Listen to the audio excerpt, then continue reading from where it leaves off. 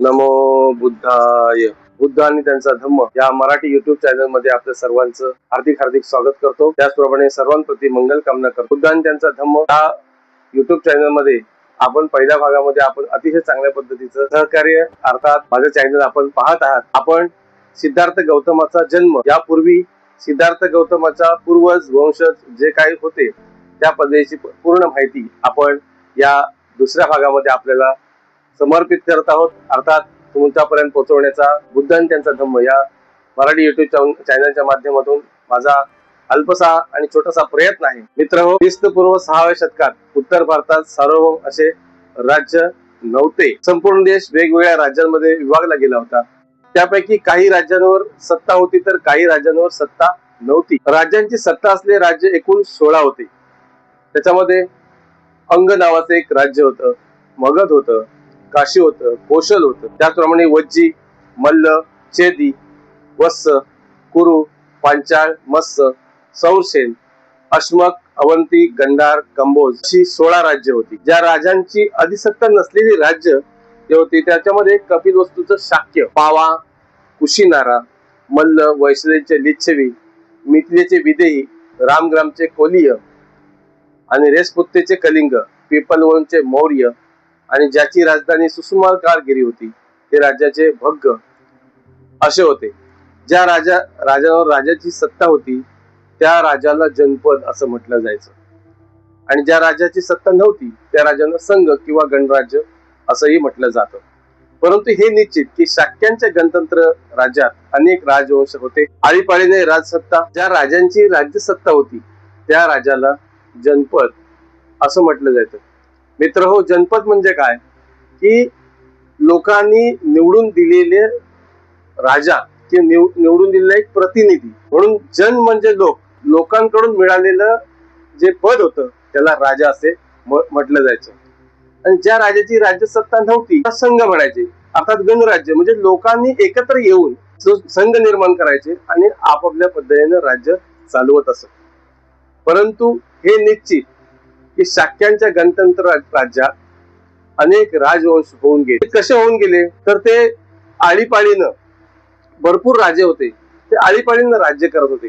ते शाक्य किंवा शाक्यांच्या राज्यामध्ये वेगवेगळे राजे होऊन गेले, ते आळीपाळीनं राज्य करत होते किंवा चालवत होते. आता राजसत्ता चालवणाऱ्याला पूर्वीपासून 2600 वर्षापासून 2600 वर्षापासून राजा हीच संज्ञा वापरली गेलेली आहे, म्हणून त्याला राजा असं म्हटलं जायचं. आता सिद्धार्थ गौतमाचा जन्म त्यावेळी राज्यपद किंवा राजा हे राज्यपद धारण करण्याची वेळ ही सिद्धोधन राजावरच होती. सिद्धार्थ गौतमाचा जे वडील आहेत ते सिद्धोधन राजा हे त्यावेळी राजा होते. शाक्यांचे राज्य भारतवर्षाच्या ईशान्य कोपऱ्यात बसले होते. भारतवर्षाच्या ईशान्य कोपऱ्यात हे शाक्यांचे जे राज्य आहे ते शाक्य, त्याला कपिलवस्तू असं नाव आहे, ते राज्य काय ईशान्य कोपऱ्यात होते. काळांतराने अशी परिस्थिती झाली, कौशल देशाच्या राजाने शाक्यांवर अतिक्रमण केलं, अधिपत्य गाजवलं, प्रस्तावित आणि यश मिळवलं आणि शाक्यांचे राज्य आपल्या ताब्यात घेतलं.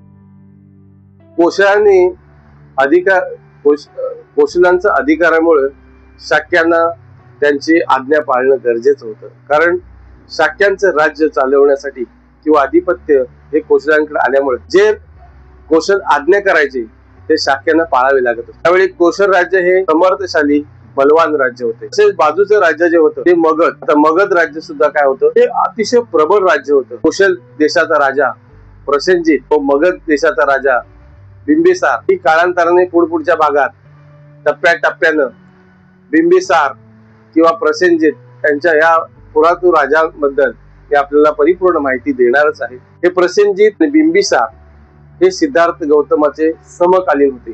आता समकालीन म्हणजे जवळजवळ समवयाचे किंवा जे कारभार चालवण्याच्या त्या समान कारभार चालवण्याच्या पद्धतीचे किंवा राज्यकारभार त्या पद्धतीने सिद्धार्थ गौतमाचा जन्म आणि प्रसेनजितचा जरी वयाचा फरक असला तरी ते काय काळानुसार समकालीन होते. आता शाक्यांच्या राजधानीचे नाव हे कपिलवस्तू. मित्र हो, कपिलवस्तू हे ईशान्य भागात जरी असेल तरी नेपाळ पासून अगदी बॉर्डरवरती आहे. पुरातत्व विभागानं 2700 वर्षापूर्वीची वास्तू आणि त्यातले जे काय अवशेष आहेत ते आजही जतन करून ठेवलेले आहेत. ते आपल्याला कपिलवस्तू हे शाक्यांची राजधानी कशी होती, सिद्धार्थ गौतमाचं बालपण कसं गेलं असेल, सिद्धार्थ गौतमाचं तरुणपण आणि विवाह, राहुल पुत्र, इथपर्यंतचा जो काही इतिहास आहे तो या कपिल वस्तू मध्ये आपल्याला पाहावयास मिळतो. जर योग आला तर मित्र हो, हे कपिल वस्तू हे शाक्यांची राजधानी आहे, आपण बघावं. आता कपिल वस्तू हे नाव कसं पडलं असावं, तर बुद्धिवादी त्या काळी एक कपिल मुनी होऊन गेले आणि कपिल मुनींच्या नावाने, या नावावरून कपिल वस्तू नाव पडलं असावं असा आमचा समज आहे. आता कपिल वस्तू मध्ये जयसेन नावाचा एक शाक्य राहतो. जयसेन हा एक त्या काळचा राजा होता. त्या जयसेनला सिंहनु एकच मुलगा होता, सिंहन नावाचा, आणि त्याचा विवाह हा कंचनाशी झाला. तर सिंहनु आणि कंचनाचा विवाह झाल्यानंतर सिंहनुला एकूण 5 पुत्र झाले. शुद्धोधन हा मोठा, दौत्यधन, शुक्लोधन, शाक्यधन, अमितोधन असे 5 पुत्र झाले. त्याच पद्धतीने अमिता व प्रमिता अशा 2 कन्याही होत्या. सिद्धोधनाचा विवाह हा महामायाशी झाला. अर्थात महामायाचं माहेर, महामायाचं जे गाव होतं ते देवदहन नगरी या ठिकाणी होतं. जवळजवळ कपिल वस्तू आणि देवदहन नगरी हे जवळजवळ 20 ते 25 किलोमीटरच्या किंवा आज मैल असं म्हटलं जातं थोड्या अंतरावर. देवदहन नगरी आणि शाक्यांची राजधानी आहे कपिल वस्तू, त्याचं अंतर जवळ 20 मैल असं होतं. आता सिद्धार्थ गौतमाचा जन्म आपला जरी पुढचा विषय असेल तरी सिद्धार्थ गौतमाचा जन्म हा लुंबिनी मध्ये झाला. लुंबिनी पासून देवदहन नगरी अगदी जवळ आहे, परंतु देवदहन नगरीमध्ये त्या महामायेचं माहेर होतं, गाव होतं. आणि सिद्धोधन राजाची दुसरी पत्नी होती, ती महामायाची वडील बहीण अर्थात मोठी बहीण प्रजापती गौतमी असे होते. सिद्धार्थ गौतमाचं नाव पडण्यापाठीमागचं, गौतम आणि सिद्धार्थ गौतम हे नाव पडण्यापाठीमागचं कारण प्रजापती गौतमीच आहे. मित्र हो, या बुद्ध आणि त्यांचा धम्म या मराठी युट्यूब चॅनलला आपण लाईक करा, सबस्क्राईब करा, नवनवीन व्हिडिओ बनवण्यासाठी प्रेरणा द्या. आपल्या प्रती मंगल कामना करतो आणि आपल्याला आपलं जीवन सुखी जावं, समृद्ध जावं यासाठी भगवंत चरणी प्रार्थना करतो आणि इथेच थांबतो. बुद्ध आहे.